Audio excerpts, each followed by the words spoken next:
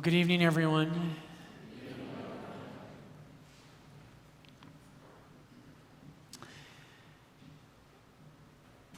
So tonight, such a beautiful feast day today, and what I hope to do with you tonight, whatever's happened today during your day, whatever's going on in your life, tonight should be a night that you can let go of that, and you should be able to enter into prayer and reflection on the reason you were created.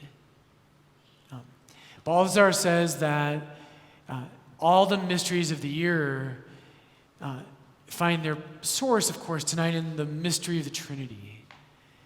And he has this beautiful image, right, that if you imagine a pure ray of light, that's today's feast.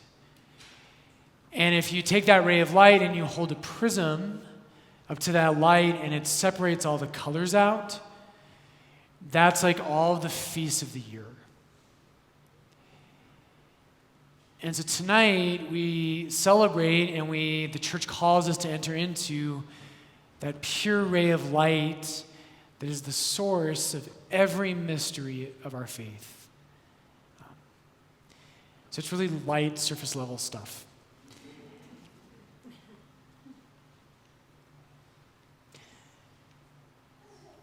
Go home this week, tonight maybe, if you have time tonight.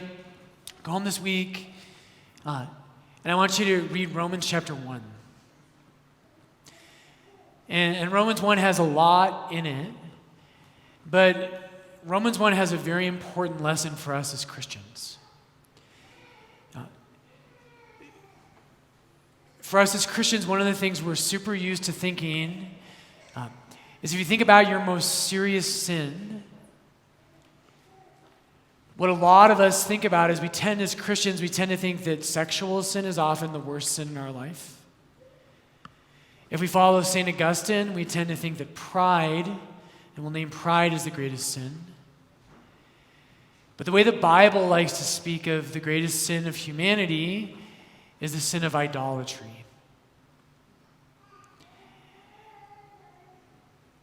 In Romans chapter 1, there's a lot going on in Romans chapter 1, but Romans 1, at the heart of it, is Paul's critique of the world. The central problem with the world, and it's a very Jewish thought, is that the central problem with the world is idols. And tonight, what I want to drive at, we'll hopefully get there. You know with me, you never know if we're going to get there or not. But what I want to invite you to tonight, brothers and sisters, is that your central problem with God is not a sin of weakness. It's not a sin where maybe you're prideful or you love money too much or you have judgment. For every one of us, and at the root of all of our sins, I would submit, and I think the Bible would submit, the root of our sin is that we worship false gods. We'll come back to that. But in Romans 1, what St. Paul essentially says is he says, immoral behavior is the twin sister of worshiping false gods. Idolatry and immorality are twin sisters, but one of them comes first. And the one that's always born first is idolatry. And tonight, that feast, that ray of pure light that God wants to call us to, what I want that to do for me and for all of you tonight is that ray of God's Trinity heals us of that sin.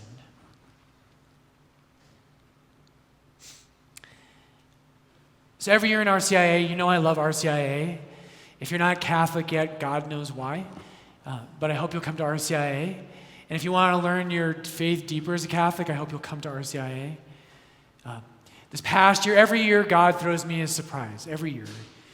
And usually, actually, multiple surprises. And this year, we had a guy in RCIA, and I was preaching in St. Louis this morning, and there were two guys from RCIA that were at St. Louis, and they were like, "You're going to talk about me?" There's a couple people from RCIA here tonight. I don't think it's you. But anyway, there was a guy from RCIA this year, and he was very quiet. And through the year, he never really spoke up. And I He kept coming back. I thought that's a good sign. He came back again this week. But I was wondering what's going on inside of him. And as we got later in the year, in the spring, he came and saw me. He set an appointment up with me, and he came and saw me. And we had a great meeting, and he asked one of the best questions anyone has ever asked me. And he said, Father Brian, he said, FB, I love RCIA. He said, things are making sense. I'm beginning to understand why the Catholic Church thinks the way that she does. But he said, I just have one problem. He said, almost every week you talk about how what it means to be a Christian is to love God above all things. I don't know why I'm so emotional tonight. It's your fault. But he said, every week, FB, you say, to be a Christian means to love God, right? As Jesus teaches us in Matthew 22, the first commandment is to love the Lord your God with all your heart, your mind, your soul, and your strength. That's what it means to be a Christian. And he said, the one problem I have is I don't know how to do that. And as I got to know this guy, as time passed and in that meeting, he comes from a bit of a broken background. He comes from a home where he wasn't always receiving a great amount of love. And he was at RCIA because of his fiancée. And he was like, FB, how can I love God more than her? She saved me. And he talked about how he had so many hard things in his life, and when he met his fiancée, she was loving and compassionate and beautiful. And she met him where he was at and showed him that he had worth. And he said, how can I love God more than her? It's an amazing question. And I was so glad he asked it. And we spent just an hour together and talked through that question. And I think by the end of our time together, he had taken a step and he said, FB, maybe I'm not there yet, but I think I understand how that's possible. That's what I want to talk to you about tonight.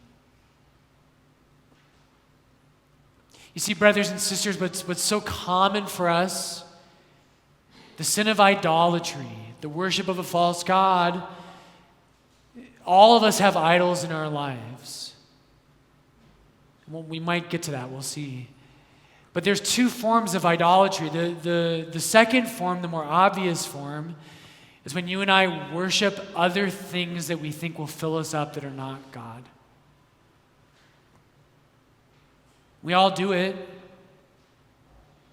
I was in Steamboat this week with 3 other priests, and I just thought, Steamboat is my God. I didn't really say that.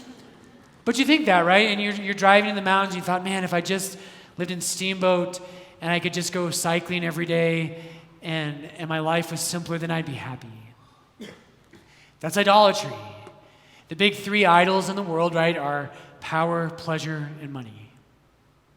If I could control other people and I could control my workplace and my family and my neighborhood, then I'd be happy. That's an idol.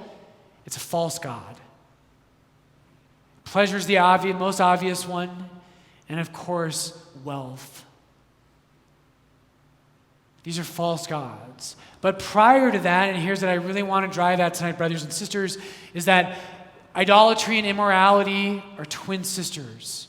And here in Romans 1, St. Paul says this. I'm in Romans 4.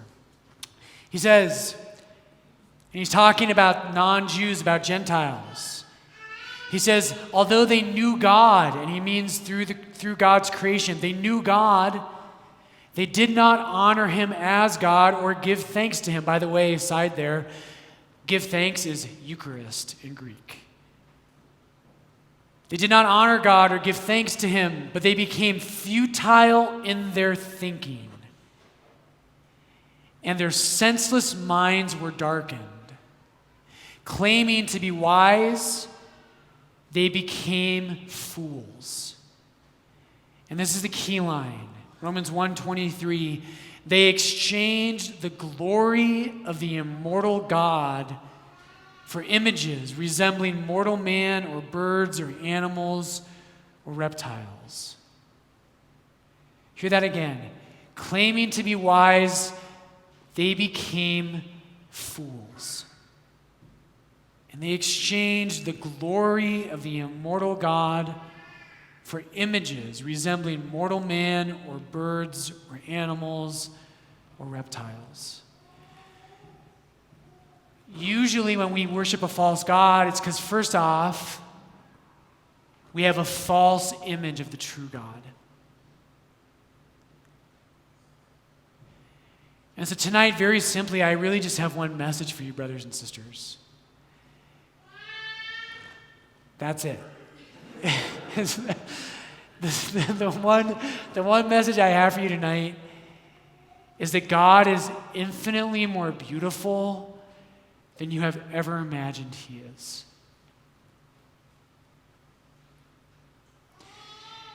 Beauty captivates us. And when we have a vision of something beautiful, it'll get us through anything. It'll help us to overcome temptations. It'll get us through struggles. Beauty heals our souls. And so at the heart of what Satan wants to do in our life, at the very heart of the work of Satan, is to give us a false image of God. When we have a false image of God, everything else is thrown off. And what we do is, if we don't perceive his glory, they exchange the glory of the immortal God for images of birds or animals or reptiles. And I have done that. Right, Lord, I have forgotten your glory. By the way, glory in the Greek, doxa, all glory means is divine beauty. Divine beauty, not earthly beauty, divine beauty. When we don't see God correctly, brothers and sisters, what happens is we set our hearts on lesser things. And tonight, the mystery of the Holy Trinity, that ray of pure light, God created you. Before the world began, he knew you. Your destiny, I have this beautiful album of sacred music by a composer named Morten Lauridsen. And he has this work he composed in there, and it's called Lux Perpetua. Perpetual light.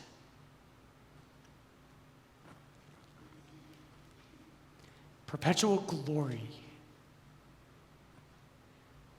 This is why you were created. And so God, from all of eternity, right? God is this mystery beyond any of us. And you were created for one reason: to share in his glory. And that's it. Someday, right, if you and I, if we learn to reject idols, right, when your heart is set on something beautiful, you reject lesser things. If we learn how to reject idols, Jesus, if I can see your glory,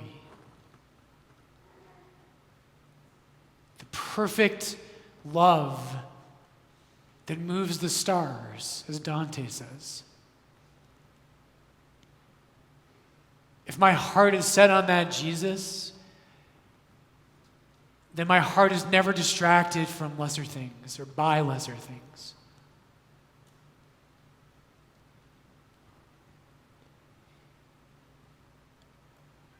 I don't want to go too long, but I'll leave you with this tonight. Just one image of God's perfect exchange of love, right? This is what the Trinity is. The Trinity right? It means that God is not some solitary figure who is boring, but God is the eternal foundation of that mysterious word that we call love. And one mystery of this, right, one of the things when we have false images of God, one of our idols we create is called wealth. And I just want to destroy that idol in your life. God is infinitely wealthy, and he is also infinitely poor. And here's what I mean by that. In Trinitarian theology, what we believe as Catholics, brothers and sisters, is that God possesses all wealth. He is infinite in himself. But because he is infinite, each member of the Holy Trinity perpetually loses himself in the others.